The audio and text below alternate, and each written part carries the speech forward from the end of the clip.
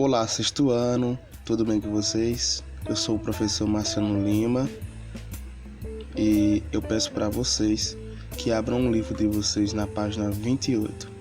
Vamos completar as lacunas, na verdade, da página 28, no parafixar de vocês. Vamos dar continuidade à nossa aula com o conceito de história. O que seria a história? Bom, a história é uma ciência que estuda os seres humanos no tempo e no espaço. O que quer dizer isso? A história, ela estuda todas as transformações dos seres humanos, as mudanças, as continuidades e as descontinuidades ocorridas com o ser humano através do tempo. Tudo que o ser humano faz, tudo que o ser humano produz é história. Ficou entendido essa parte, né? Bom, no grego antigo, história corresponde ao conhecimento advindo da investigação. O que é que isso quer dizer? Que tudo aquilo que é investigado, que a gente investiga, também é história. Porque a história ela necessita de uma investigação. Para a gente descobrir algo, a gente precisa investigar. Então, para a gente escrever algum fato histórico, a gente precisa também investigar, utilizando os materiais que os seres humanos deixaram, os vestígios que os seres humanos deixaram ao longo do tempo. Esses vestígios são as fontes históricas. E qual seria o objetivo da história como ciência social? Bom, o objetivo da história é analisar os humanos e as sociedades em constante processo de transformação e de mudança. Ou seja, a história ela tem como objetivo analisar todas as transformações e mudanças da humanidade ao longo do tempo. Isso desde lá de muito tempo atrás até os dias de hoje. Tudo isso é história e é o objetivo da história. Então vocês podem ver aqui no exemplo. Estamos aqui nesse quadrinho aqui. É a pré-história. Era quando o ser humano era nômade. Ainda não tinha desenvolvido a escrita. Aí houve uma transformação. O ser humano passa a ser sedentário, a ter uma escrita, e ele passa a constituir sociedades. Por exemplo, civilizações. Começando por cima, temos aqui a Grécia Antiga, Roma e o Egito. São grandes exemplos de civilizações antigas da história do mundo, da Idade Antiga. É quando o ser humano passa a ser sedentário, ou seja, fica em um único lugar. Quando o ser humano era nômade, como vocês podem ver aí na primeira imagem da pré-história, ele necessitava de sobrevivência, necessitava de alimentos. Por isso ele ficava se deslocando de um lado para outro, porque ainda não tinha o conhecimento da agricultura. Mas quando o ser humano passa a ter o conhecimento da agricultura, que é exatamente no fim da idade da pré-história, da dita pré-história e início da Idade Antiga, ele passa a ser sedentário. Aí, como vocês podem ver aqui no outro quadrinho, no terceiro quadrinho, isso aqui é na Idade Média, uma representação do poder religioso da Igreja Católica nesse período. Vocês vão estudar isso mais adiante. E aqui, no último quadrinho, o processo das grandes navegações, que é quando os europeus descobrem outros continentes. Sabemos que esses continentes sempre existiram, né? Eles só chegaram lá e depois exploraram, enfim, massacraram esses povos. Vocês vão estudar isso mais adiante. Bom, o fato histórico, primeiramente, é algo que acontece, algo que aconteceu, alguma coisa importante ou também não importante. O fato histórico ele não é determinado, pois o que se determina é a interpretação que os humanos constroem sobre o fato. O que quer dizer isso? Que quando a gente vê um fato, a gente presencia um fato, não quer dizer que ele é o único ponto de vista que deve ser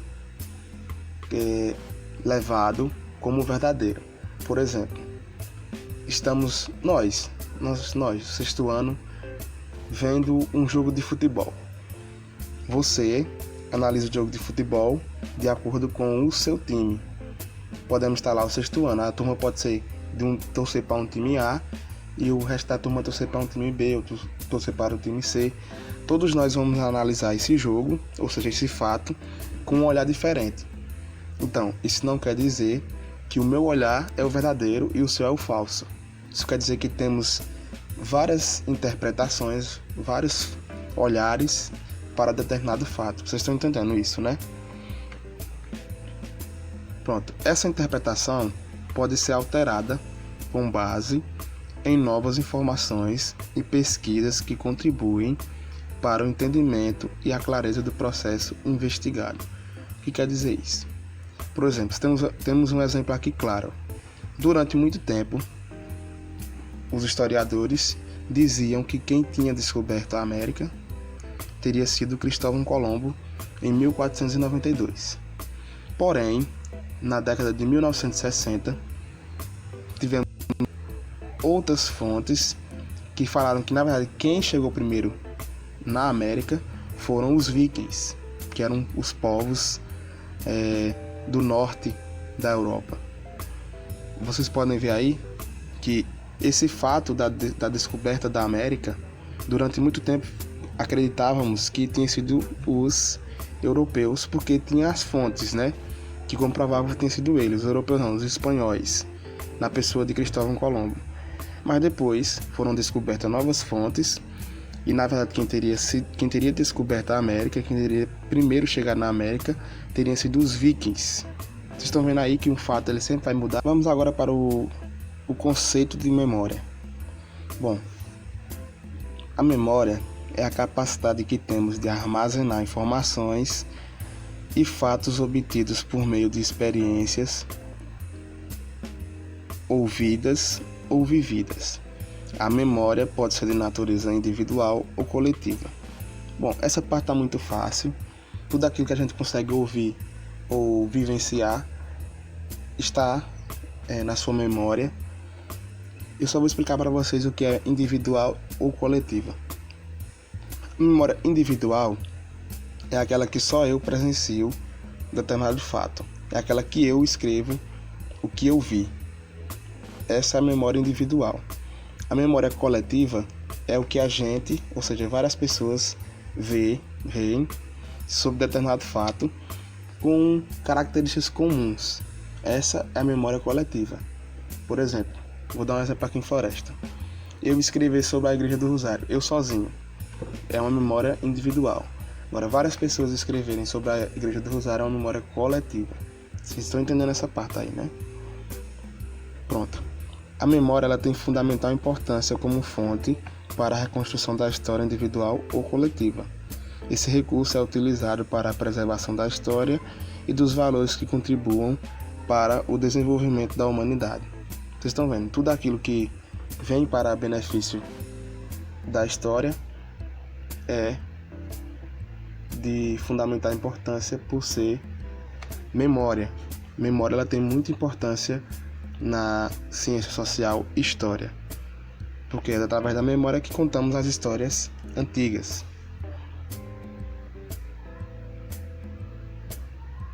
Vamos lá. A história e o tempo, diferentes formas de contar e analisar. Vamos saber agora a diferença entre o tempo cronológico e o tempo histórico.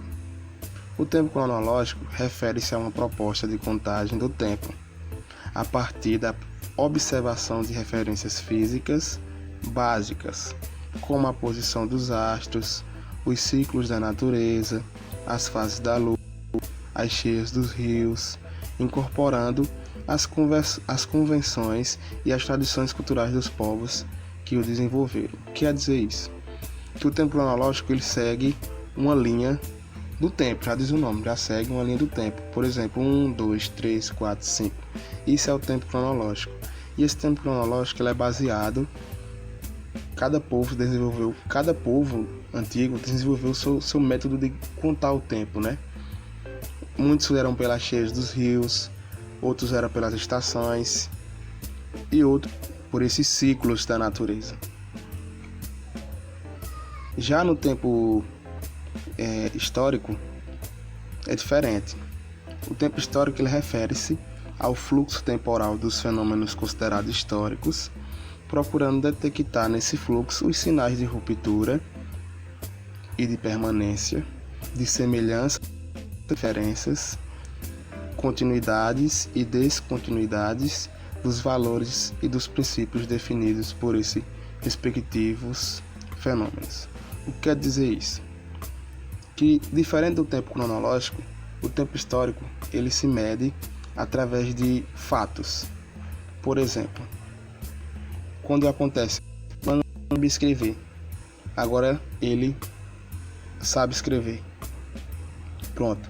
No tempo histórico, quando ele não sabia escrever há um tempo, quando ele sabe escrever, quando ele aprende a escrever, quando o ser humano aprende a escrever, já é outro tempo. Ou seja, seria o 1 e o 2 do tempo cronológico. Vocês estão entendendo, né? Quando ocorre uma transformação na humanidade, o tempo histórico começa a contar de forma cronológica, seguindo o tempo cronológico. As fontes históricas.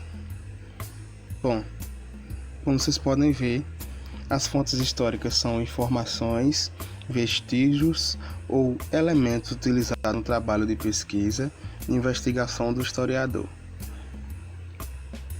Essa parte ficou muito fácil, que assim, os tipos de fontes históricas são a escrita, é aquela que a gente escreve, aqueles documentos importantes, a visual, que são as imagens, o audiovisual, que são os filmes e os vídeos como fonte, a oral, ou seja, através da memória das pessoas que elas vão transmitir a oralidade, de cultura material e de cultura imaterial. Vou explicar tudo isso. Aqui temos o diário, que seria uma fonte escrita, e temos aqui uma fonte de cultura imaterial, que é o frevo pernambucano. Agora vamos falar um pouco dos bens culturais materiais ou patrimônios culturais materiais. O que é isso? São os vestígios, artefatos ou instrumentos definidos pela produção humana para o seu uso e benefício. Incluem-se nessa categoria os objetos passíveis de serem usados, medidos, pesados e vistos. Por exemplo, as construções, as ferramentas de trabalho, os artefatos domésticos, os instrumentos de caça e de guerra. Olha, tá aqui um exemplo de patrimônio cultural material, a Igreja do Rosário. E ele seria um patrimônio cultural material imóvel, ou seja, a gente não consegue transportar a Igreja do Rosário para outro lugar, né? Para transportar a Igreja do Rosário para outro lugar, a gente tem que destruir ela. Isso seria um dano ao patrimônio cultural material da nossa cidade. Agora vamos dar uma olhadinha nos bens culturais imateriais, que são as práticas e os domínios da vida social que se manifestam em saberes, ofícios e modos de fazer, nas celebrações, nas formas de expressão cênicas, plásticas, musicais ou lúdicas, e nos lugares como os mercados, as feiras, santuários, que abrigam algumas práticas culturais coletivas. O que quer dizer isso?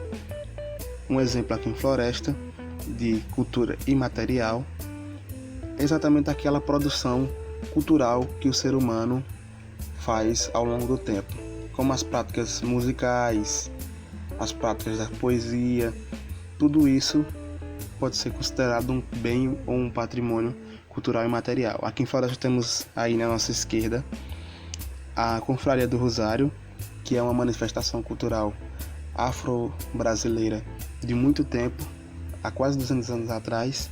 E temos aqui à nossa direita o Maracatu, que é um projeto do Instituto Cultural Raízes, que também é um patrimônio cultural e material da nossa cidade. Então, esse foi o nosso para fixar. Responda aí, completem as lacunas e espero que vocês tenham gostado da nossa aula de hoje. E em breve eu voltarei com a aula normal, que eu tive alguns probleminhas com o meu celular e já estou ajeitando ele para a gente continuar nossa aula do jeito que estava, né? Então, tchau para vocês, sexto ano.